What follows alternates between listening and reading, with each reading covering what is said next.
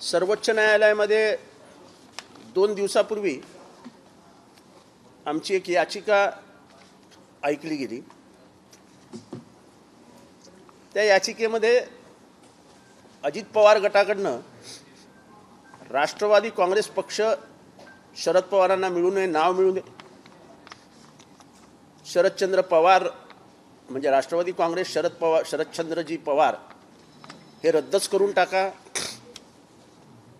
त्यांना परत इलेक्शन कमिशनला मध्ये जायला सांगा, अशा वेगवेगळ्या मागण्या करण्यात आल्या। पण ह्याच्यातली सर्वात धक्कादायक बाब ही आहे जी मला मराठी माणूस पण म्हणून पण खटकते, एक भारतीय म्हणून पण खटकते, की त्यांनी सांगितलं तुम्ही काय करताय, तुम्हाला वोटर्सचं काही पडलंय की नाही, तुम्ही बघितलं नाही म्हणाले बाकीच्या बाजूच्या सीमेवरच्या बाजूला असलेल्या एका देशामध्ये काय झालं, एक बॅट काढून घेतली तर काय झालं ते तुम्ही बघितलं नाही। त्याचा उल्लेख जरी ते बोलले नाहीत तरी त्यांचं स्पष्ट संकेत होते पाकिस्तान। म्हणजे महाराष्ट्रामध्ये झालेले जे राजकारणाचं जे काही चालू आहे, तोडफोड, चिन्ह काढून घेणे, चिन्ह ह्याला देणे, चिन्ह त्याला देणे, त्याचा थेट तुलना सर्वोच्च न्यायालयाच्या 2 मुख्य न्यायाधीशांनी पाकिस्तानच्या राजकारणाशी केली।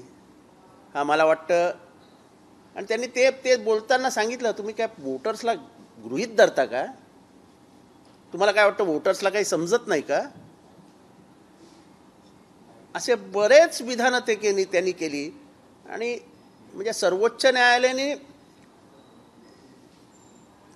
देशातील राजकीय जे काही वातावरण आहे त्याच्यावर एक असा इशारा वजा हे केलं की तुम्ही एवढे आमदार बाहेर पडले, तुम्हाला 10 शेड्यूल मधलं काहीच लागू होत नाही। म्हणजे ह्याचा अर्थ ते पूर्ण महाराष्ट्राच्या राजकारणामध्ये जे काय झालं त्या संबंधात त्यांनी विधानं केली, आणि विधानं लेखी आहेत। म्हणजे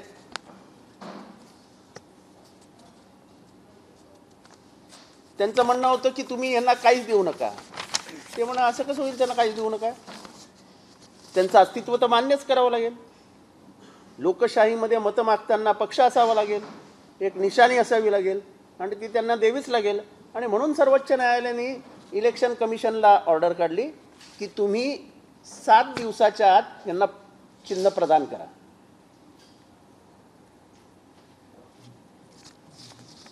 त्याच्यामुळे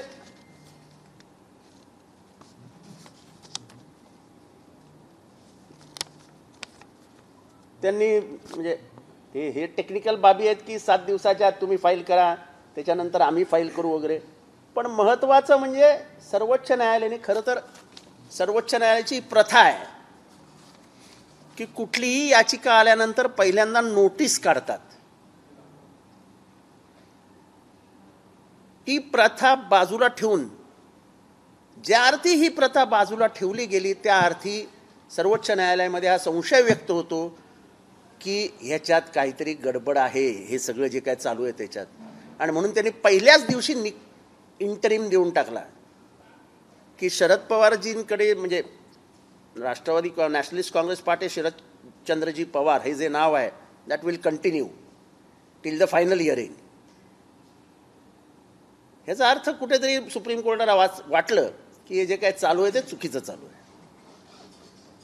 आणि काही वेळा तर त्यांनी हस्तक्षेप करून त्यांच्या वकिलांना पण शांत केलं की असं होऊ शकत नाही, देशाच्या लोकशाहीला घातक आहे। आणि त्याच्यामुळे आम्हाला आता बरंच आशेच्या पालव्या फुटल्या आहेत की सर्वोच्च न्यायालय हे अतिशय गांभीर्याने घेत आहे, कारण का ह्याचा परिणाम भविष्यातील देशाच्या राजकारणावर होणार आहे। ज्या पद्धतीने विधानसभेचे अध्यक्ष 10व्या परिसूचीवर बोलले ते काय चांगलं नव्हतं। ते म्हणाले की एका पक्षातल्या अंतर्गत भांडणात आम्ही कशाला पडायचं, तुम्ही याचिका घेतल्या कशाला 1.5 वर्षासाठी, ठेवल्या कशाला स्वतःकडे। 2 एका पक्षाच्या अंतर्गत भांडणासाठी माझ्या ऑफिसचा वापर करू नका. माझ्या ऑफिसचा म्हणजे त्यांच्या खुर्चीचा. तुम्ही माझ्यावरती हे करू नका. मग तुम्हाला जर काहीच करायचं नाही तर ठेवल्या कशाला याचिका?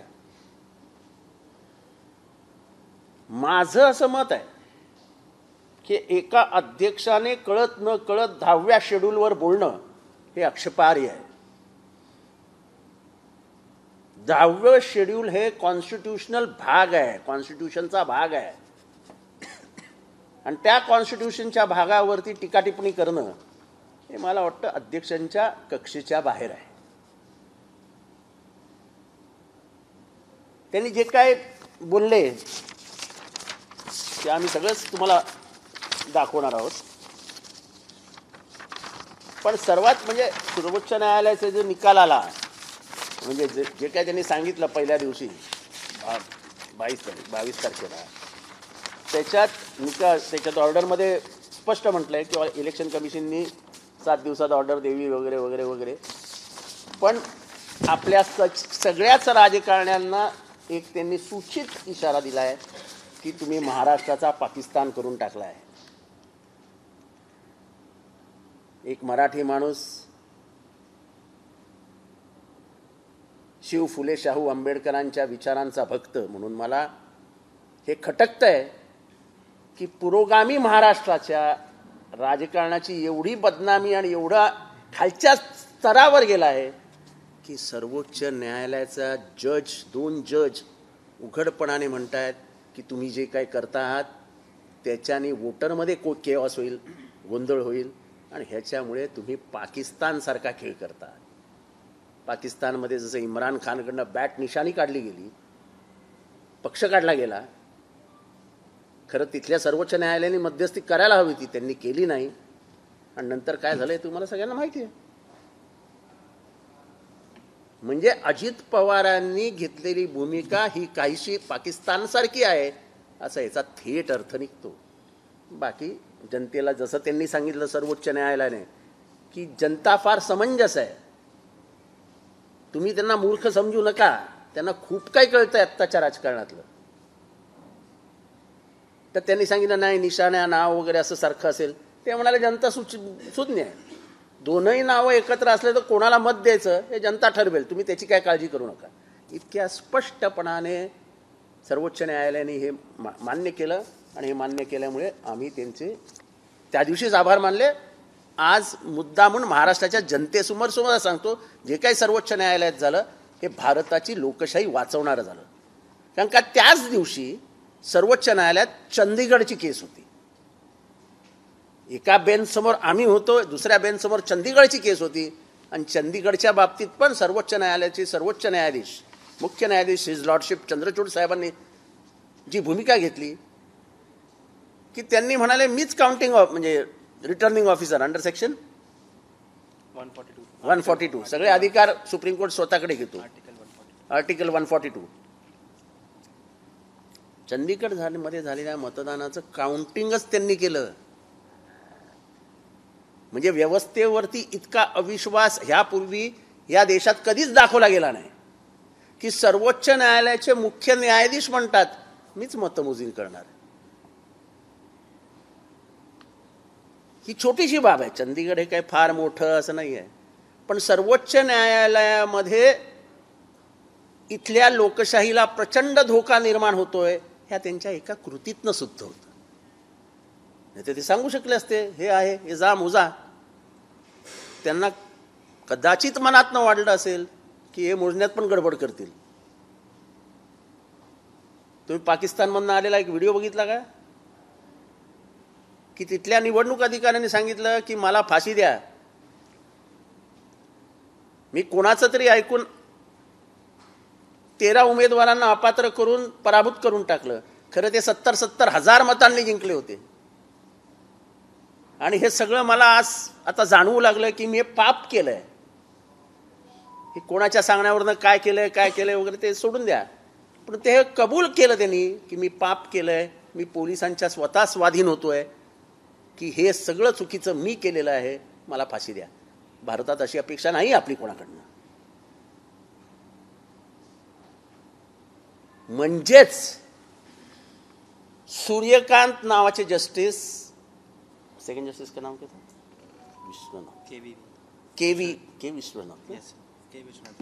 के विश्वनाथन. त्यांनी या दोघांनी मिळून जे आपला जो तुलना पाकिस्तानशी केली, हे सगळे त्याचे संदर्भ आहेत आणि अतिशय वाईट आहे. आता आपण जाऊया स्पीकरची जी ऑर्डर आहे ती तर भयानक आहे. एकीकडे स्पीकर सुरुवातच करतात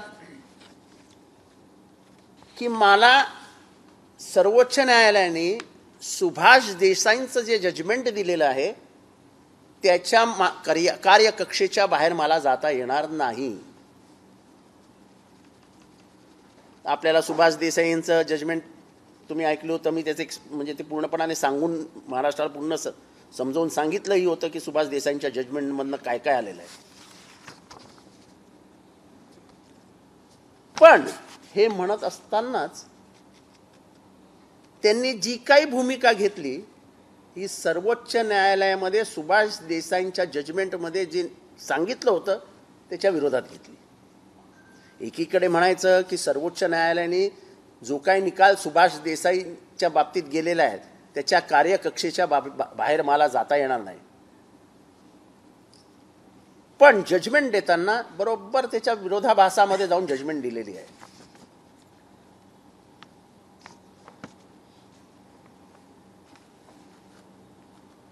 ते म्हणतात द स्पीकर इज, म्हणजे स्पीकरला तुम्ही डिस्क्वालिफिकेशन पिटिशनमध्ये वापरता कामा नाही. मग तुम्हाला बसवलंय कशाला?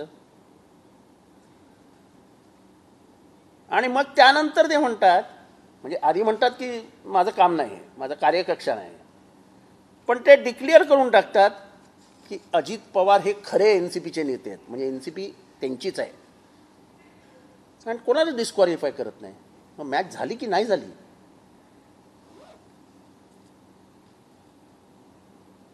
म्हणून मी बोललो तर लोकांना तर असं खटकलं की डोळ्याला पट्टी लावून बसलेला अध्यक्ष आहे, त्यांना काहीच दिसत नाही. धृतराष्ट्राला कमीत कमी एक सल्लागार होता संजय.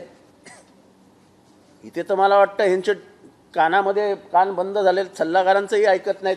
सल्लागारांचं ऐकतील कशी ना? प्रिंटेड टाईप डॉक्युमेंट हाता येते इथं आणि ते फक्त द्यायचं असतं, हे घ्या झालं. नंतर ते म्हणतात की 29 जून पूर्वी ह्या पक्षामध्ये शरद पवारांच्या नेतृत्वाला आव्हानच दिलं गेलं नाही.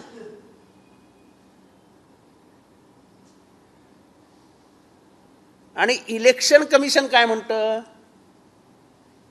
तर 2019 मध्येच पक्षामध्ये फूट पडायला सुरुवात झाली होती, दुसरा पक्ष बनला होता वगैरे वगैरे वगैरे. आश्चर्य आहे, दोघांच्याही म्हणण्यामध्ये विरोधाभास आहे.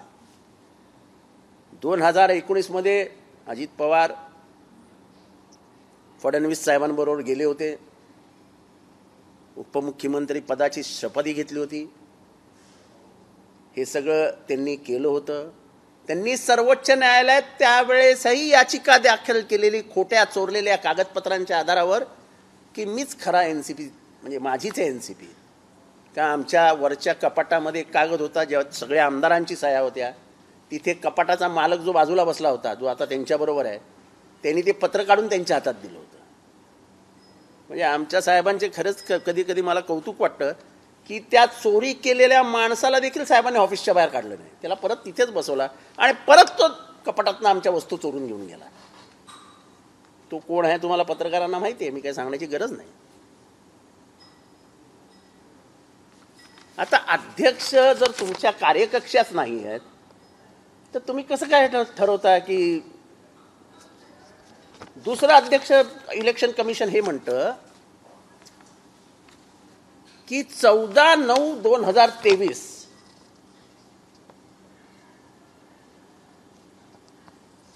ला आम्हाला हे डिस्प्यूट लक्षात आलं. अंडरस्टँड माय वर्ड्स. 14/9/2023 आम्हाला हे लक्षात आलं की पक्षात डिस्प्यूट आहे.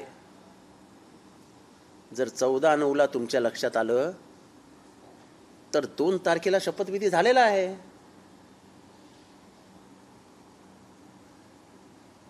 ह्याचा अर्थ तुम्ही त्यांना ताबडतोब डिस्क्वालिफाय करायला पाहिजे होतं. त्याच्यातली सर्वात महत्वाची गोष्ट हे इतकं प्लॅन्ड होतं की आम्हाला त्यांनी असं काही केलंय. असं आहे की तुम्ही पत्रकार आहात, सुज्ञ पत्रकार आहात, हुशार पत्रकार आहात. प्रत्येक छोट्या मोठ्या ह्याची खबर तुम्ही स्वतःजवळ काढून ठेवता. 30 तारखेला इतकी मोठी बैठक झाली.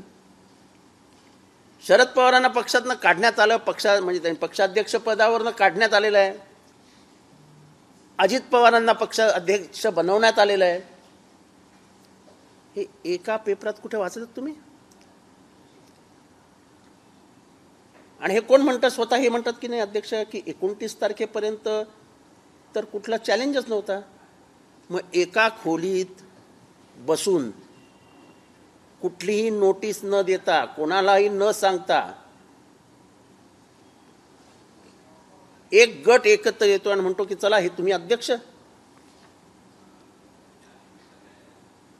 आणि त्याला आमचे अध्यक्ष महोदय मान्यता देतात. आणि दुसरीकडे सांगतात की माझा कार्यकक्षेच्या बाहेर आहे हा विषय, मी 2 पक्षाच्या अंतर्गत भांडात पडणार नाही. पण अजित पवार हे खरा राजकीय पक्ष आहे. आणि स्वतः म्हणतात की मला ह्याच्या सुभाष देसाईंच्या कार्यकक्षेच्या बाहेर जाता येणार नाही. आता सुभाष देसाईंची जेव्हा आपण कार्यकक्षा ठरवतो तेव्हा सुप्रीम कोर्टाच्या निकालामध्ये स्पष्ट करतात ते की जर इलेक्शन पिटिशन पेंडिंग असेल तर तुम्हाला कुठलाही निर्णय घेता येत नाही.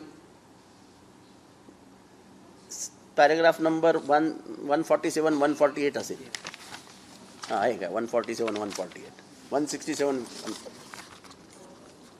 First determine which of the faction constitute the political party. अध्यक्षांनी काय करायचं तर पहिल्यांदा कुठली पॉलिटिकल पार्टी आहे निर्णय घ्यावा. दिस डिटर्मिनेशन हे प्रायमा फॅशियल म्हणजे तात्पुरतं प्राथमिक स्वरूपाचं डिटर्मिनेशन आहे. and will not impact any other proceedings including the proceedings under paragraph 15 of the symbols order. Speaker must not base their decision as to which group constitutes the political party as a blind appreciation of group possesses a majority in legislative assembly.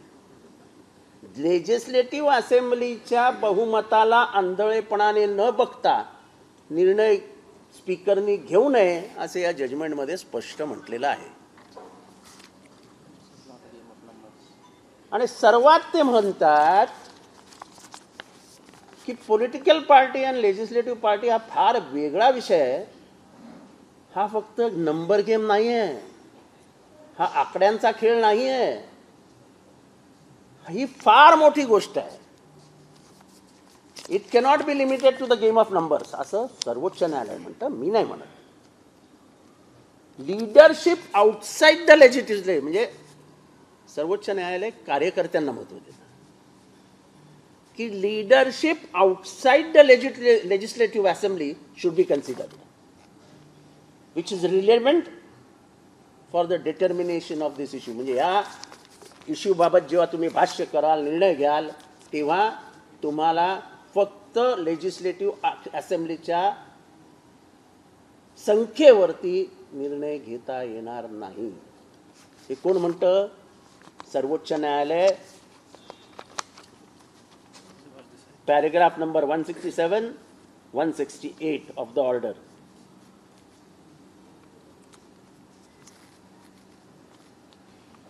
नंतर ते म्हणतात on the plain reading of the 10th schedule, it is apparent that the scheme thereof is in respect of a political party cannot be equated with that with the legislative party. The two cannot be equated. म्हणजे कुठल्याही परिस्थितीत legislative party आणि political party तुम्ही एक म्हणून धरू शकत नाही. पॉलिटिकल पार्टी ही खूप वरती असते लेजिस्लेटिव्ह पार्टी हा त्याच्यातला एक छोटासा भाग आहे, असं सर्वोच्च न्यायालयाचं म्हणणं आहे. नंतर सर्वात जे महत्त्वाचं आहे ते आहे की 70 नंबरच्या पॅरेग्राफमध्ये ते म्हणतात की legislative test does not apply in disqualification proceedings. म्हणजे तुम्हाला लेजिस्लेटिव्ह टेस्ट जेव्हा डिस्क्वालिफिकेशन पिटिशन चालू आहे तेव्हा तुम्हाला लावताच येणार नाही. आणि मग खूप त्यांनी याबाबत चर्चा केली आहे की पॉलिटिकल पार्टी आणि लेजिस्लेटिव्ह पार्टीला तुम्हाला वेगवेगळंच ठेवावं लागेल, त्यांना एकत्र करताच येत नाही. माझं नाही, त्यांचं म्हणणं आहे.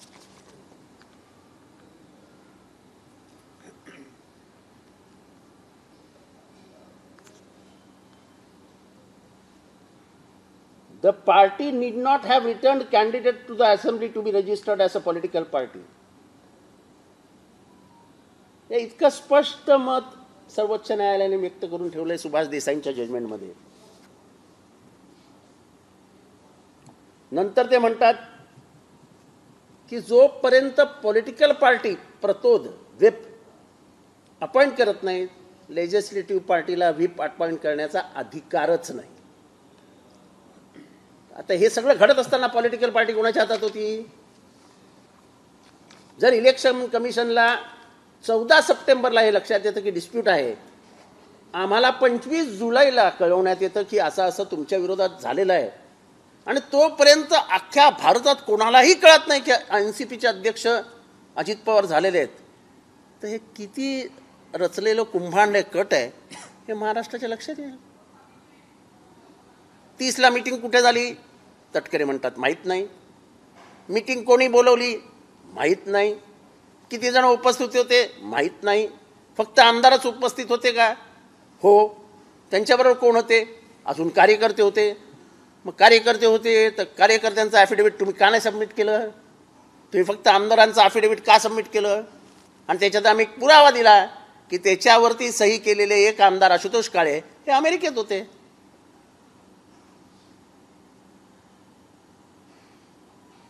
1 तारखेला अजित पवारांनी पत्रकार परिषद घेतली लीडर ऑफ ऑपोजिशन म्हणून, आणि त्यांनी ह्या सरकारवर भ्रष्टाचारी, अकार्यक्षम, ह्यांच्यामुळे समृद्धी महामार्गावर मृत्यूचं जाळं पसरलं गेलंय अशी टीका केली. 3 तारखेला झालेल्या पत्रकार परिषदेमध्ये त्यांना विचारलं गेलं की राष्ट्रवादी काँग्रेस पक्षाचे अध्यक्ष कोण आहेत, तर ते म्हणाले अहो तुम्ही काय प्रश्न विचारताय मूर्खासारखे, शरद पवारच आहेत. म्हणजे ह्यांच्या भाषेतला जो कॉन्ट्राडिक्शन आहे, विरोधाभास आहे, हे स्पष्ट करतं की हा एक राजकीय कटाचा भाग आहे ज्याच्यात शरद पवारांना उद्ध्वस्त करायचं आहे. शरद पवारांचं आव्हान महाराष्ट्रामध्ये खूप मोठं असेल, आणि महाराष्ट्रात जर आपल्या सीटा कमी झाल्या लोकसभेला, विधानसभेला तर सत्ता जाणारच आहे, तर आपल्याला लोकसभेत त्रास होऊ शकतो. हे त्यांच्या लक्षात आल्यानंतर त्यांना शरद पवारांना संपवण्याचा शिवाय पर्याय राहिलेला नाही असं त्यांना राजकीयदृष्ट्या वाटायला लागलं, आणि म्हणून अचानक ही भूमिका घेण्यात आली.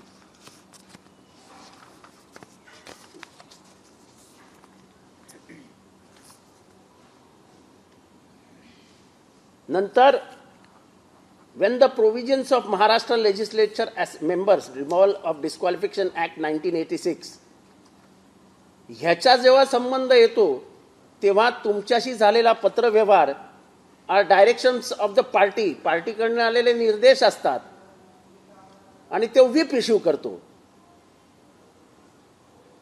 ही जी भूमिका आहे ती पार्टी, तिथे रिफर केलेली पार्टी म्हणजे लेजिस्लेचर पार्टी नाही, इट इज पॉलिटिकल पार्टी.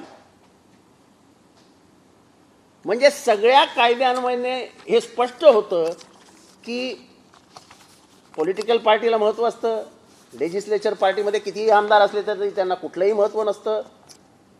तुमचं डिस्क्वालिफिकेशन पिटिशन जेव्हा पेंडिंग असतात तेव्हा तुम्हाला पार्टीला रेकग्निशन देण्याचा अधिकारच नसतो. आणि सर्वात महत्त्वाचं म्हणजे आजच्या काळात 10व्या शेड्यूलची पूर्णपणाने यथेच्छपणाने ते तुडवलं जात आहे. 10व्या शेड्यूलची निर्मितीच ह्याच्यासाठी झालेली की एक काळ होता की सकाळी उठायचे एका पक्षात, संध्याकाळी दुसऱ्या पक्षात. आताही चालू आहे म्हणा. एक गयाराम नावाचा आमदार होता हरियाणामध्ये. तो सकाळी एका पक्षात होता, 5 वाजता संध्याकाळी एका पक्षात होता. आज दुसऱ्या दिवशी सकाळी 11 वाजता तो तिसऱ्या पक्षात होता. आणि त्यावेळेस सुज्ञ पार्लमेंटेरियन्सनी, म्हणजे संसदपटू, सुप्रिया सुळेंसारख्या संसदपटू, म्हणजे आपल्या महाराष्ट्राला संसदपटूंची एक मोठी परंपरा आहे, मोठी परंपरा आहे. मधु दंडवते, त्यांच्या आधीचे तिथले खासदार, नाव माझ्या लक्षात येत नाही, नाथपै, बापूसाहेब काळजाते. आता संसदपटू म्हणजे कोण? त्यांना काय भाषणं करता येतात? नुसती भाषणं करून काय होतं काय? असं जे काही टिंगलटवाळी झाली ना, त्या संसदेत सगळ्या संसदपटूंनी निर्णय घेतला की असे जर आयाराम गयाराम निर्माण झाले तर भारतीय लोकशाही कोसळेल. आणि म्हणून अत्यंत मनस्वीपणाने भारतीय संसदपटूंनी निर्णय घेतला की 10वं शेड्यूल आलं पाहिजे, म्हणजे पक्ष असेच सोडता येणार नाही. नंतर काही जणांच्या लक्षात आलं की या 10व्या सूचीमध्ये देखील पळवाट आहेत. आणि तेव्हा त्यांनी तिथे ते थांबवलं आणि सांगितलं की जोपर्यंत 2/3 बाहेर पडत नाहीत आणि पडल्यानंतर ते दुसऱ्या पार्टीमध्ये जात नाहीत तोपर्यंत त्यांना मान्यता नाही, त्यांना वेगळा पक्ष काढता येणार नाही आणि त्याला कुठलीही मान्यता कायद्यानुसार देता येणार नाही. त्या 10व्या शेड्यूलची पूर्ण टिंगलटवाळी केली जाते. एक तर अजित पवारांकडे 2/3 सदस्य नव्हते, त्यांना सेपरेट आयडेंटिटी देण्यात काही अर्थ नव्हता. त्यांनी एका पक्षामध्ये विलीन होणं गरजेचं होतं. पण कुठलीही कायदेशीर प्रक्रिया न होता आमचे माननीय अध्यक्ष घोषित करून टाकतात की यांना आम्ही मान्यता देऊन टाकतो आणि परत अगदी सालसूतपणाने म्हणतात की माझं हे कार्यक्षेत्रच नाही, माझ्या एक कक्षेतच येत नाही. मग तुम्ही कशाला बसलात तिथे असे निर्णय द्यायला? त्यामुळे आणि ह्या सगळ्यावरती आम्ही का भाष्य करतो तर ह्याच्यातले जे सर्वात सहयोगी कलाकार आहेत अजित पवारांबरोबर ते आहेत सुनील दत्तात्रय तटकरे. सुनील दत्तात्रय तटकरे यांची जेव्हा क्रॉस एक्झामिनेशन झाली, आम्ही जेव्हा केले अध्यक्षांसमोर, तेव्हा ते म्हणतात की ह्या पक्षामध्ये खरी तर लढाई 2014 सालीच सुरू झाली होती. मला हे माहीत नाही की 2014 साली लढाई सुरू झाली होती तर ह्यांनी पक्षाध्यक्षपद का स्वीकारलं, नंतर त्यांनी 2019ला निवडणूक का लढवली, त्याच्यानंतर ते पक्षाचे जनरल सेक्रेटरी का झाले, आणि अगदी जून 21ला त्यांना ट्रेजरर म्हणून अपॉइंट केल्यानंतर त्यांनी माननीय शरद पवारांचे आभार मानले. 21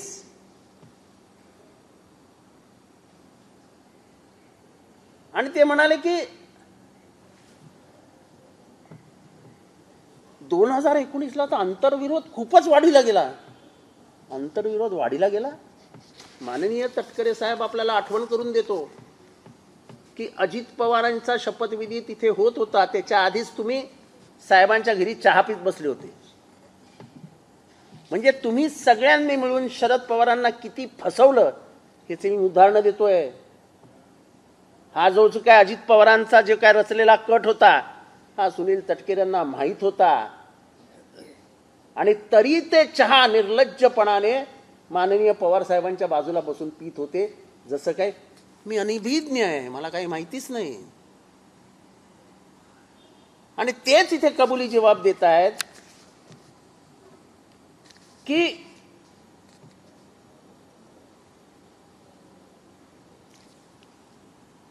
त्यांना प्रश्न विचारला की 30 जूनला अचानक ठरवण्यात आलं का की अजित पवारांना अध्यक्ष करायचं आहे. आणि काही आमदारांचं मत होतं की आम्हाला अजित पवारांना भेटायचं आहे 30 तारखेला. ते तेव्हा म्हणतात होय असंच ठरलं. आता कुठल्याही पार्टीच्या कॉन्स्टिट्यूशनमध्ये अध्यक्ष बनवताना नोटीस देणे, आमदारांना कळवणे, जाहीरपणाने त्याच्याविरुद्ध भाष्य करणं, हे आम्ही बघितलंय ना. इंदिरा काँग्रेस तुटली, म्हणजे अगदी खाली गेलं तर अगदी कामराजपासनं यशवंतराव चव्हाण, कामराज त्या पिढीपर्यंत आपण जर बघितलं तर बरोबर एकमेकांवर टीका करत पक्ष फुटले आहेत. असं कधीच झालेलं नाही की संध्याकाळपर्यंत चहा एकत्र पितोय आणि दुसऱ्या दिवशी सकाळी अध्यक्ष बदलला. असं होत नाही. त्यामुळे तटकरेंनी दिलेली जी साक्ष आहे त्या साक्षीतनं हे स्पष्ट होतं की ह्याच्यातलं काहीच घडलेलं नाही.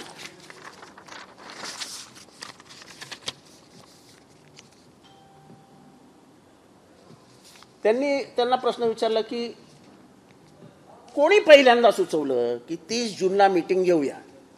हे त्यांची कागदपत्र आहेत माझ्या हातात. मी माझं काही सांगत नाही आहे.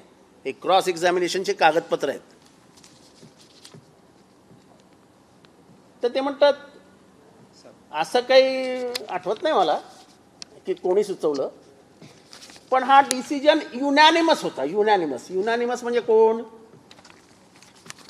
तर त्या पहिल्या ज्या सह्या गेल्या आहेत त्याच्यावर फक्त आमदारांच्या सह्या आहेत. ते दुसऱ्या ह्याच्यात त्यांना जेव्हा विचारलं की युनॅनिमसचा म्हणजे किती लोक होती, तर ते सांगतात नंबर ऑफ पीपल.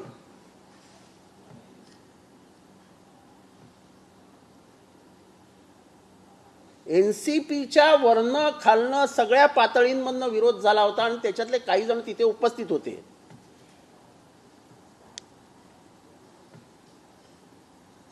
म्हणजे त्यांना विचारलं की फक्त मेंबर ऑफ लेजिस्लेचर्स साठी ती पार्टी ती मीटिंग मर्यादित होती का? तर ते म्हणतात होय. Who was responsible for the meeting? Entire cadre. आता कॅडरचा अर्थ तुम्हाला समजतो. मग 41 जणांच्या का रे बाबा ॲफिडेव्हिट गेलं? उपस्थित असलेल्या सगळ्यांचेच ॲफिडेव्हिट का नाही गेले? आणि सर्वात महत्त्वाचं म्हणजे त्या पेपरवरती ह्याच्यातला सर्वात मोठा जो नोट आहे प्रफुल्ल पटेल साहेब, त्यांचीच सही नाही. पहिल्या पेपरवर त्यांचीच सही नाही. त्याच्यामुळे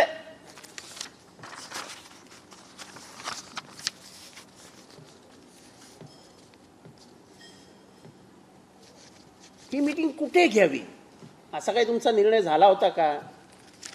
कोणी काही सुचवलं होतं का असा त्यांना प्रश्न विचारण्यात आला. तर ते म्हणाले की every one in the cadre, म्हणजे पक्षातल्या सर्व जणांनाच अशी मीटिंग हवी होती आणि there was no specific person response, म्हणजे कुठल्याही व्यक्तीने व्हेन्यू डिसाईड केलेला नव्हता. व्हेन्यू नव्हताच कारण अशी बैठकच झाली नाही. अशी बैठक झाली असती तर त्याची कुणकुण महाराष्ट्रातल्या राजकारण्यांना लागली असती, त्याची कुणकुण महाराष्ट्रातल्या पत्रकारांना लागली असती. ते म्हणजे हा पत्रकारांचा अपमान आहे. पत्रकारांच्या हुशारीला हा चॅलेंज आहे की आम्ही इतकी गुप्त मीटिंग घेतली की आम्ही पत्रकारांनाही कळू दिलं नाही. महाराष्ट्राच्या राजकारणात अशा मीटिंग, इतक्या मोठ्या मीटिंग इतक्या गुप्त राहू शकतात याच्याबद्दल माझ्या मनात शंका आहे आणि मी जी खात्री आहे की तुमच्याही मनात शंका असेल. पत्रकारांना एवढं अंडर एस्टिमेट करू नका की ते माहिती काढू शकत नाहीत.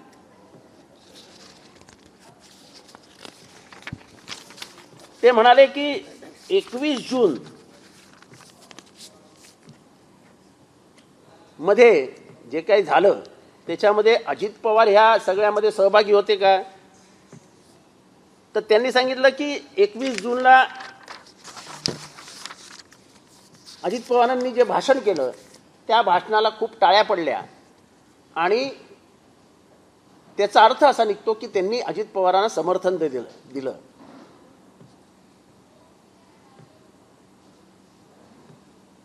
मग प्रश्न विचारला की 21 जूनला काय असा तुमची चर्चा झाली का आपापसात की आपण 30 जूनला एक बैठक घेऊया आणि आपण शरद पवारांना हटवूया? त्याला उत्तर देतात, म्हणतात नाही, तशी काही बैठक झालेली नाही.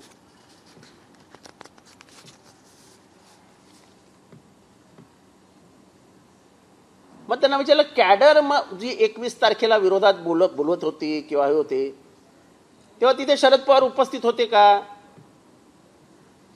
ते केडरचा पार्ट होते का? ते म्हणाले की शरद पवार होते, प्रिसाइडिंग करत होते, म्हणजे अध्यक्ष होते. ही cannot be a part of the cadre. Sharad Pawar हे केडरचाच भाग आहे ना, केडरचे फायनल पोझिशन त्यांच्याकडे आहे ना.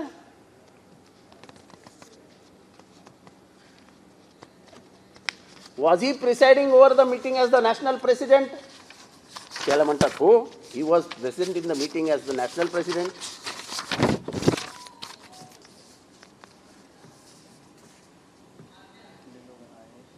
किती लोक आले आणि किती लोक आली नाहीत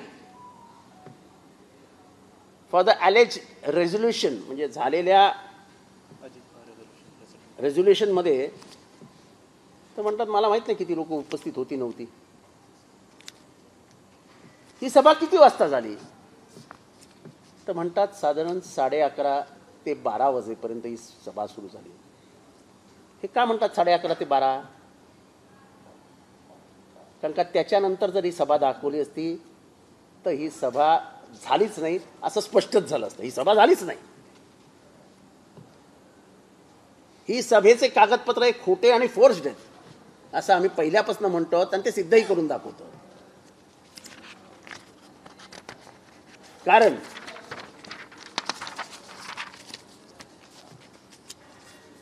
इलेक्शनच्या कमिशनरकडे जाण्याचं तुम्हीचं युनॅनिमसली ठरलं होतं का? तर ते म्हणतात हो, it was a unanimous decision.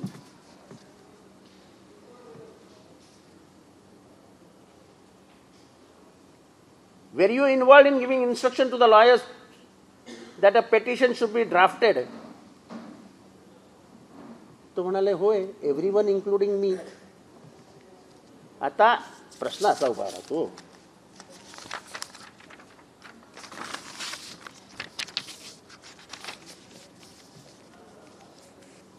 की ज्या दिवशी तुम्ही पेटिशन सबमिट केलं under paragraph 15 of the symbols order, त्याच्यामध्ये एक तर तुम्ही कुठेही 30 जून 2023 रेफरन्स देत नाही आणि अजित पवारांना अध्यक्ष केल्याचं सांगतही नाही. असं जेव्हा त्यांना सांगण्यात आलं ते म्हणाले मला काहीच माहित नाही. हे तटकरेंची जी साक्ष आहे ही पूर्णपणाने दर्शवते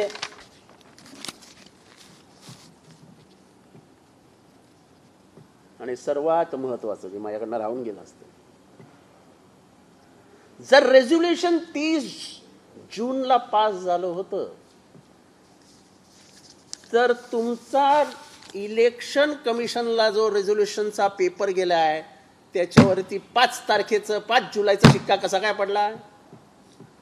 रिसिव्ड हा शिक्का 5 तारखेला कसा काय पडला? तुमची मीटिंग 30ला झाली, चला एक कबूल करूया, पण मग तुम्ही 1, 2, 3, 4, 5 झोपले होतात.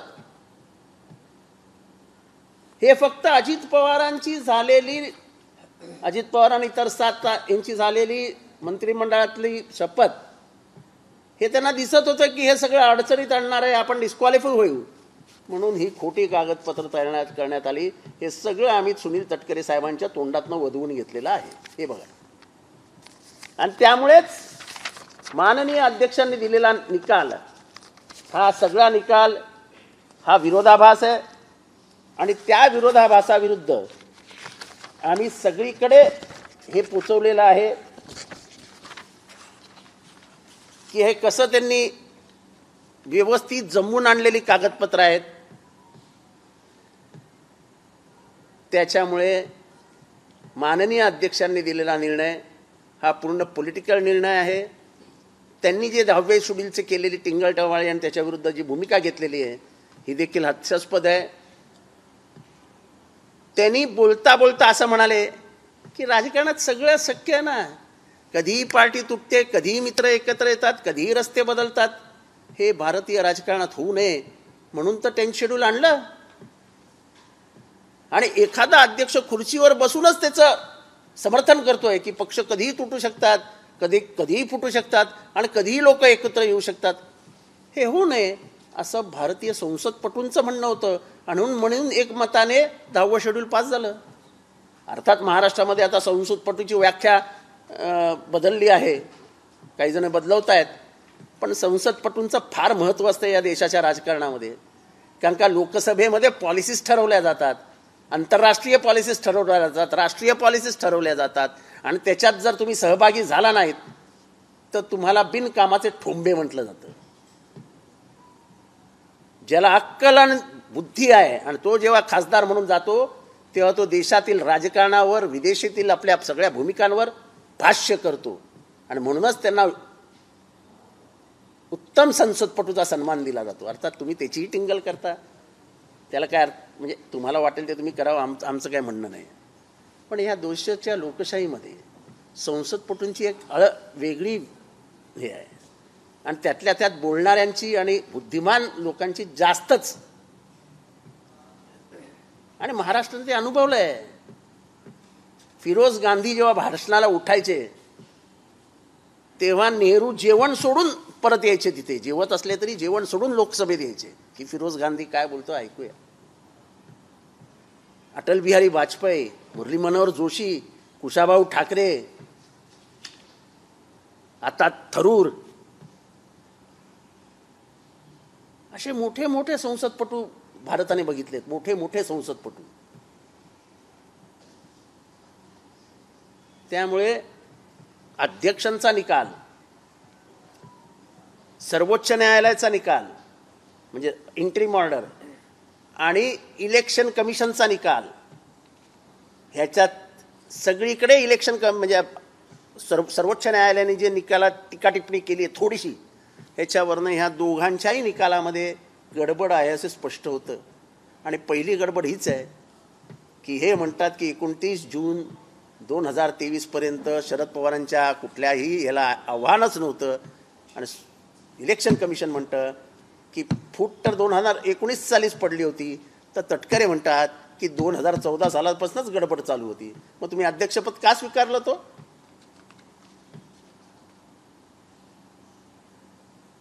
तेव्हा ह्या पत्रकार परिषदेच्या माध्यमातून आपल्या पदाचा वापर केला जातोय हे अध्यक्षांना कळू नये, हे मोठं आश्चर्य आहे. आपला निकालात विरोधाभास आहे हे त्यांना समजू नये, हे मोठं आश्चर्य आहे. आणि निकाल लागल्या 24 तासाच्या आत अजित पवारांच्या गटाचे अनिल पाटील हे हायकोर्टात जातात, हे मोठं आश्चर्य. ते हायकोर्टात का गेले आहेत? तर त्यांना आम्हाला सुप्रीम कोर्टात जाऊ द्यायचं नाही म्हणून ते हायकोर्टात गेलेत. ते सर्वोच्च न्यायालयाला घाबरलेत. ज्या पद्धतीने सर्वोच्च न्यायालय पुढे जात आहे लोकशाही वाचवण्यासाठी, त्यांना माहिती आहे आपल्या मानेवर येणार आहे. तरी आम्हाला जिथे जायचं आहे तिथे आम्ही जाणारच आहोत. 7 दिवस म्हणजे खूप मोठे.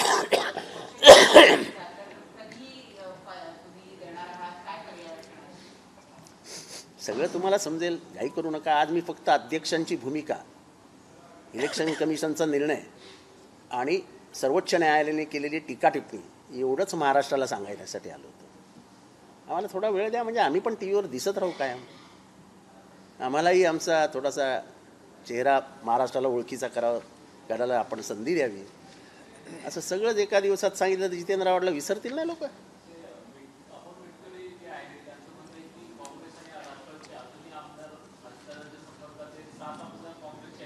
हे बघा, महाराष्ट्राच्या जनतेने गद्दारांना धडा शिकवण्याचं ठरवलेलं आहे. लोक का जातात, लोक का येतात, हे आता गावच्या चावडीवर बसलेल्या लोकांनाही कळत आहे. आणि अमोल मिटकरींचं, मी काय नाव घेत नाही त्या अमोलचं, अमोलजी मिटकरी साहेबांचं, कारण का त्यांचं राजकीय वय किती आहे ह्याचं मोजमाप घ्यावं लागेल. आमदार होणं म्हणजे राजकीय वय नाही. तर एखाद्या राजकीय पक्षामध्ये आपण आंदोलनं किती केली आहेत, आपल्या राजकारणातला अनुभव म्हणजे आपण किती वेळा कुठल्या कुठल्या विषयावर बोललात, सरकारच्या विरोधात कधी बोललात, पक्षाच्या बाजूनी कधी बोललात. तर आमदार झाल्यानंतर विधान परिषदेमध्ये थेट आलेल्या 50,000 पगार घेणाऱ्या माणसाने कृपया राजकारणाबद्दल जास्त बोलू नये. आपल्या म्हणजे तुम्ही जर एवढं चांगलं बोलत असतात आणि खूप छान बोलत असतात आणि अगदी ऑन द स्पॉट बोलत असतात, तर तुमची प्रवक्ता ह्या पदावरनं हकालपट्टी झाली नसती. तुम्हाला अजितदादांना मुख्यमंत्री पदी बसवण्याची इतकी घाई झाली होती ती लेप लावतानाची, की आपल्याला अजितदादांनाच उचलावं लागलं, अजित पवारांनाच उचलावं लागलं की बाबा जरा बाजूला बस, उगाच अडचणी निर्माण करतो. त्यामुळे त्यांच्यावर काय फार भाष्य करण्याची गरज नाही, सोडून दे. मी खरं भाष्य करतच नाही, तुम्ही प्रश्न विचारला म्हणून. नाही तर मी कुठल्याही माणसाच्या विधानाला उत्तर आजपर्यंत 6 महिन्यात दिलेलं नाही. आणि मी अजूनही सांगतात, तुम्ही कितीही माझ्यावर बोला, माझ्या डोक्यातच असतं चले हवा येऊ दे, चल.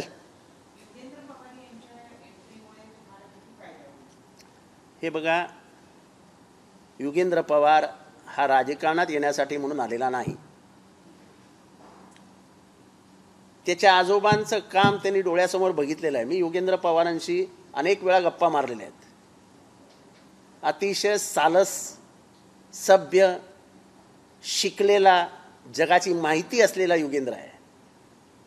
कदाचित त्याचं नाव आणि त्याची बुद्धी ह्याची कुठेतरी संगड घातलेली आहे, युगेंद्र. आता त्याच्यावरती कोण युगेंद्र फुगेंद्र, आता असे ते काय ते मराठीत म्हणतात ना, ते काय यमक गमक तसे करतायत आता लोक, की काय कावडीचाही फरक पडत नाही, हे फरक पडत नाही, ते फरक पडत नाही, कोणाला काही फरक पडत नाही. म्हणून सर्वोच्च न्यायालयाने सांगितलं की तुम्हाला वोटर्स येडे वाटतात का, वोटर्सला काही समजत नाही असं वाटतं का, तर तसं नाही आहे असं कोण म्हणालं, सर्वोच्च न्यायालय. तो युगेंद्रने काल काकांच्या आजोबांच्या बाजूने स्टेटमेंट दिलं. कदाचित त्यालाही वाटलं असेल की 84 वर्षाच्या माझ्या आजोबांना इतक्या मानसिक यातना देणाऱ्यांबरोबर मी का राहावं, त्याच्यापेक्षा मी एक तरुण म्हणून, महाराष्ट्रातल्या तरुणांचा प्रतिनिधी म्हणून मी माझ्या आजोबांच्या मागे उभा राहतो. तो काय राजकारणात पक्षप्रवेश करत नाहीये, त्याने फक्त भूमिका घेतली. आणि प्रत्येक तरुणाला महाराष्ट्रात भूमिका घेण्याचा अधिकार आहे. तो पवारांच्याकडचा असला आणि आव्हाडांकडचा असला, उद्या माझ्या पोरीने जर वेगळ्या पक्षात प्रवेश केला तर माझा आक्षेप असताच कामा नये. बिलकुल युगेंद्रला कुठल्याही निवडणुकीला उभे राहण्याची इच्छा नाही. फक्त आजोबांवर अन्याय होतोय, आजोबांना मनस्ताप दिला जातोय, आजोबांना निष्कारण बदनाम केलं जातंय, ही एक खंत त्याच्या मनात असावी असं मला वाटतं. कारण का कुठल्याही आजोबांना, नातवाला कुठल्याही आजोबांबद्दल प्रेम असतं. मी जेव्हा जेव्हा माझ्या मतदारसंघात गेलो आणि तेव्हा विचारलं सभेमध्ये की आजोबांना तुम्ही घराच्या बाहेर काढाल का, तुम्ही तुमच्या म्हाताऱ्या बापाला घराच्या बाहेर काढाल का, मोठी माणसं उत्तर देत नव्हती, पण खाली बसलेली लहान पोरं उठून उत्तर द्यायचं, नाही नाही चुकीचं आहे, आजोबांना घराच्या बाहेर नाही काढायचं.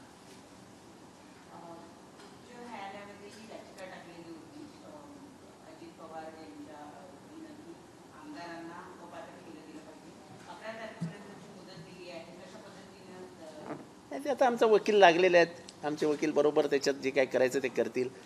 जी लिगल फाईट आहे ती लिगल फाईट होतच राहील, आम्ही काय त्याच्यातनं मागे येणार नाही आहे. त्याच्या कारण आमचं म्हणणं स्पष्ट आहे की अजित पवार आणि गट जर कायद्याच्या कक्षेत असेल तर डिस्क्वालिफाय झालाच पाहिजे.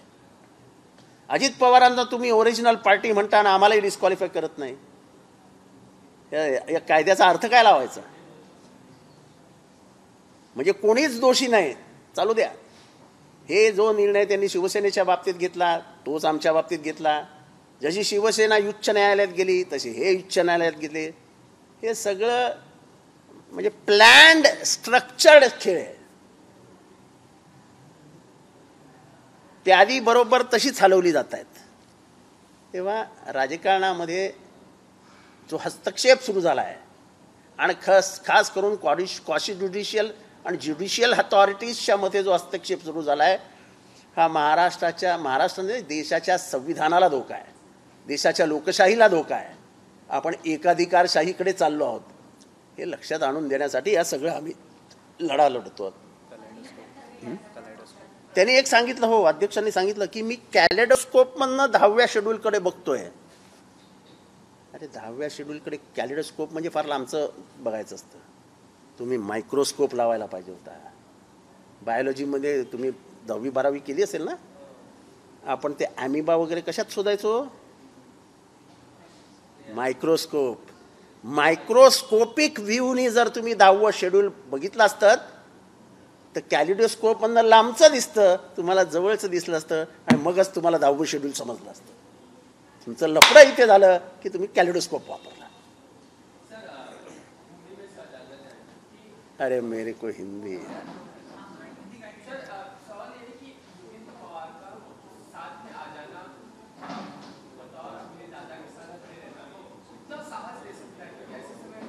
देखो ऐसा है, साहस की बात नहीं है, साहस की बात नहीं है. योगेंद्र पवार का खून का रिश्ता है, घर का एक लड़का है. आज तक राजनीति में कभी आपने उसको देखा है? कभी पवार साहब के घर में भी वो कभी पवार साहब के बाजू में खड़ा है, ऐसा कभी देखा है? नहीं. पर लेकिन जब रिश्ते मेरे ग्रैंडफादर को, दादा को ये सब लोग मिलके सता रहे हैं, दादा को बहुत दुख दे रहे हैं, ये यातना जब उसको दिखती है आंख के सामने तो उसके जैसा होनहार नौजवान कैसे चुप बैठ सकता है? वो बोलेगा महाराष्ट्र की जनता ये पूछेगी इतिहास में, भविष्य में, कि जब शरद पवार के ऊपर हमला हो रहा था तो उसके घर वाले सो रहे थे, इसलिए शायद युगेंद्र ने निर्णय लिया होगा. उसने क्यों निर्णय लिया ये मुझे नहीं मालूम, पर जिस तरीके से मैंने उसको देखा है, उसका आज का बॉडी लैंग्वेज देखा है, अपने दादा को जो यातना मिल रही है, दे रहे हैं, और अपने दादा ने जो कुछ भारत के लिए किया है, जो कुछ महाराष्ट्र के लिए किया है, उसका फायदा एक नौजवान होने के नाते मुझे भी हुआ है. तो मैं मेरे दादा के पीछे खड़ा रहूंगा, ऐसे उसके दिल की बात होगी, ऐसा मुझे लगता है.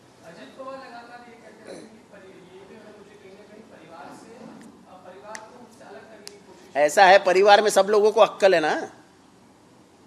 ऐसा नहीं है ना कि बुद्धि ही नहीं परिवार को. युगेंद्र तो इंजीनियर है, पढ़ा वो लिखा है, तो उसको खुद की अक्कल है ना. जैसे आपको अक्कल है तो आप बीजेपी के साथ गए, उसको अक्कल है तो वो दादा के साथ खड़ा हो गया. हर एक आदमी अपने अक्कल का इस्तेमाल करता है, अपने बुद्धि का इस्तेमाल करता है. तो पूरे परिवार की बुद्धि अगर उस हिसाब से चल रही है और उनको लग रहा है कि जिसने हमारा घर बसाया, जिसने बारामती बसाई, जिसने महाराष्ट्र को आगे लेके गए, देश में अपना नाम कायम किया, ऐसे आदमी को गिरा करके राजनीति से समाप्त करने का काम हो रहा है, तो हो सकता है परिवार एक हो जाए. उसमें गलत क्या है?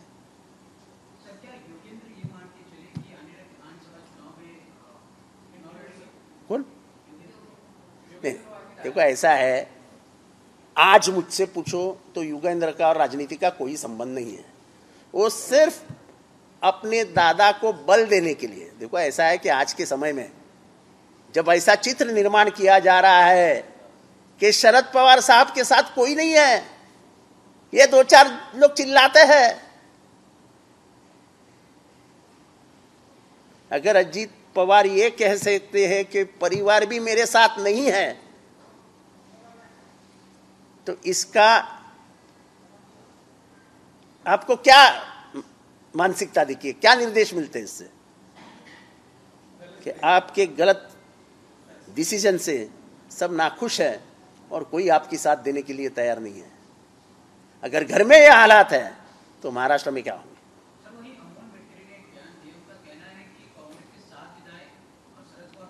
अरे सब कांग्रेस और राष्ट्रवादी उठा के लेके जाओ, हमारे जैसे आदमी जब तक जिंदा है तब तक कुछ नहीं हो सकता है। पैसे की कमाल है, कभी 50 खोखा मिलता है, अरे हजार हजार रुपए का निधि मिला है, हजार हजार करोड़ रुपए का, और हमको भिखारी रखा गया है, 5 करोड़ भी देने को तैयार नहीं। क्यों? हमारे मतदार संघ में हम काम नहीं करते? ये कौन सी लोकतंत्र में ये कैसा खेल हो सकता है कि एक आदमी को एक मतदार संघ में 1000 करोड़ रुपए मिल रहे हैं और हमको 5 करोड़ जो हमारे है उतने ही, और हमको जो निधि दिया गया है, जो कोर्ट ने कहा है कि इनको निधि दे दो, वो फाइल भी दबाई जाती है। किस तरह का अन्याय है? मैं महाराष्ट्र से पूछना चाहता हूं, क्या हम चुने हुए विधायक नहीं है? 80-80 हजार वोट के लीड से हमको चुन के देते हैं लोग, क्योंकि हम पे भरोसा है, और हमारा भरोसा तोड़ने के लिए आप हमारा निधि भी रुकाते हो। और अपने आमदारों को, किसी को 500, किसी को 1000 करोड़, कहां से लाया? कितना पैसा किधर से लाया? जब महाराष्ट्र के अंतर अर्थ संकल्प में आपका डेफिसिट अर्थ संकल्प है, आपने महाराष्ट्र को खड्डे में डाला है, फिर भी अपने आमदारों को खुश रखने के लिए कि भाई खुश रहो, तुला 1200 कोटी, तुला 1100 कोटी, तुला 600 कोटी। लोग समझदार है, ये मैं जब बोल रहा हूं तो लोग समझेंगे कि जितेंद्र आव्हाड को फंसाने के लिए, उसके काम रोकने के लिए अजीत पवार कितनी मेहनत कर रहा है।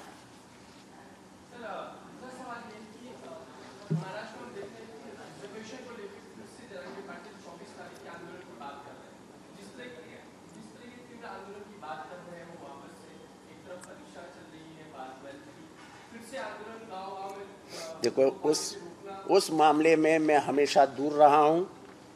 मेरा यह मानना है कि मराठाओं को रिजर्वेशन मिलना चाहिए, पर मेरी मांग ये भी कायम है कि ओबीसी को कहीं पे भी धक्का नहीं लगना चाहिए। इसके अलावा मैं इसके ऊपर कभी भी बात नहीं किया हूं और नहीं करूंगा, क्योंकि मुझे खास करके इस सत्ताधारी जो कोएलिशन है उनकी एक सोच दिख रही है कि ओबीसी और मराठाओं को सामने लेके आओ, उनमें संघर्ष बढ़ाओ, ताकि अपने को लोकसभा और विधानसभा में फायदा हो। मैं ऐसी सोच नहीं रखता हूं। महाराष्ट्र की का जो सामाजिक स्वास्थ्य है वो कभी भी बिगड़ना नहीं चाहिए। हम हजारों साल से इकट्ठा रहे हैं, आपके रिजर्वेशन के लिए आप झगड़ा ले रहे हो। ये महाराष्ट्र ऐसा साथ में रहा है, ऐसे साथ में रहा है, इसलिए शिवाजी महाराज सभी जातियों को लेकर लड़ रहे थे। तभी उन्होंने ये नहीं कहा था कि मैं मराठा हूँ, ये ओबीसी है। उन्होंने कहा था स्वराज्य के निर्माण के लिए 18 पगड़ जितनी जातियां सब एक हो जाओ। आप तो 18 पगड़ जातियों को विभक्त करके महाराष्ट्र को जलाने का काम कर रहे हो। राजनीति से हट के बोल रहा हूँ, ऐसा मत करो। तुमसे हाथ जोड़ के प्रार्थना करता हूँ कि ओबीसी और मराठाओं के बीच में अंगार मत डालो। बराबर है, बराबर है, होना चाहिए। अगर कोर्ट आपको कहता है कि मुसलमानों को आरक्षण दो, उनके हालात बहुत खराब है, जितने भी आयोग आए सबने कहा कि उनके हालात बहुत खराब है, सर्वोच्च उच्च न्यायालय भी मानता है, लेकिन हम धर्म को आरक्षण नहीं दे सकते, ऐसी बीजेपी की भूमिका रही है, तो उन्होंने नहीं दिया आरक्षण। वो धनगरों को बोल रहे हैं 2014 में पहले कैबिनेट में आरक्षण दे देंगे, आज कम से कम 100-200 कैबिनेट हो गई, कहां दिया आरक्षण? आरक्षण एक मजाक बना डाला है। जिस हिस्सा गंभीरता से आरक्षण के बारे में अंबेडकर जी ने सोचा था, जिस गंभीरता से बद्री प्रसाद मंडल ने सोचा था, उस गंभीरता को पूरा जमीन पे सुला दिया है। व्यवस्था से बाहर फेंके हुए गए लोगों को फिर से व्यवस्था में लाना के लिए डॉक्टर अंबेडकर ने रिजर्वेशन लाया था, उसकी धज्जियां उड़ा दी है, मजाक बना दिया है।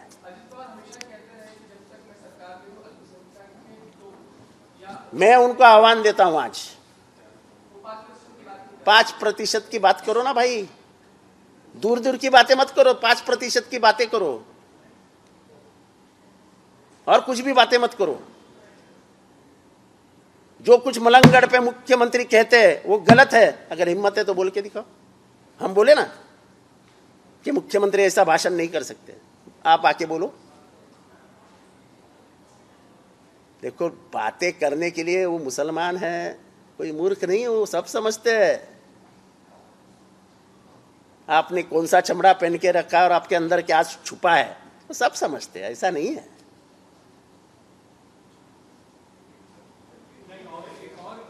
मैं उस पार्टी में रहा हूं, किसके दिल में क्या है मुझे पता है। मैं पक्का सेक्युलर आदमी हूं, पक्का। मुझे क्या बोला जाता था, तू कैसे वोट खराब कर देता है, मैं सब बातें जानता हूं। पर अब वो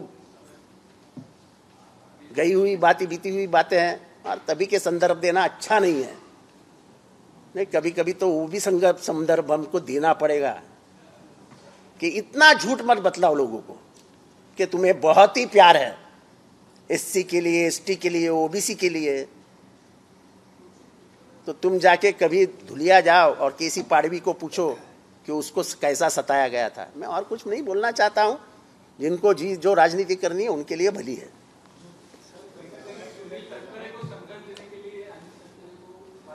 नहीं, ऐसा कुछ नहीं है, ऐसा कुछ नहीं है। ऐसा है, अनिल तटकरे और सुनील तटकरे की लड़ाई आज से नहीं है, सालों से है। और किस वजह से मालूम है? जमीन का मामला है। और किसी ने तो भी ये जमीन हड़प ली है, मैं किसी का नाम नहीं ले रहा हूं। पर उनको भी राजनीतिक ये था, सपना था। शरद पवार जी को बोल के वो खुद विधान परिषद में आए थे, उनका बच्चा चुन के आया था। और वो यानी उनकी पहचान रायगढ़ में किसी के वजह से नहीं है, उनकी पहचान अपनी पहचान है। तो वो तो आ ही सकते हैं ना, आप कैसे रोक सकते हैं उन्हें?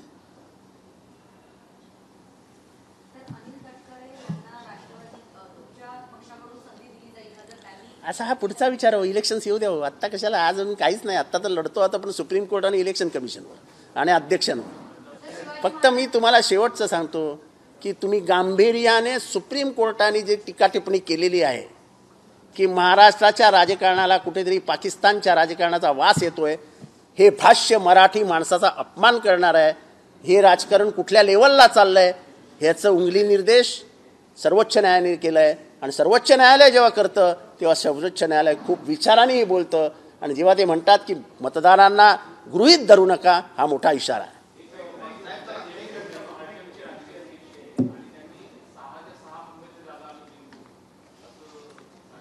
नाही, ते बहुतेक माझ्या अंदाजाने 545 जागा जिंकणार। मैं बोलता हूं ना, 545 भी बोलेंगे, कोई भरोसा नहीं। अभी क्या है, सभी को हाथ में लिया है। अगर तुम में इतना ही होता तो तुम अशोक चौहान को नहीं तोड़ते, इतना ही होता तुम में ताकत तो तुम अजीत पवार को नहीं तोड़ते, इतनी ही तुम में ताकत होती तो तुम एकनाथ शिंदे को नहीं तोड़ते।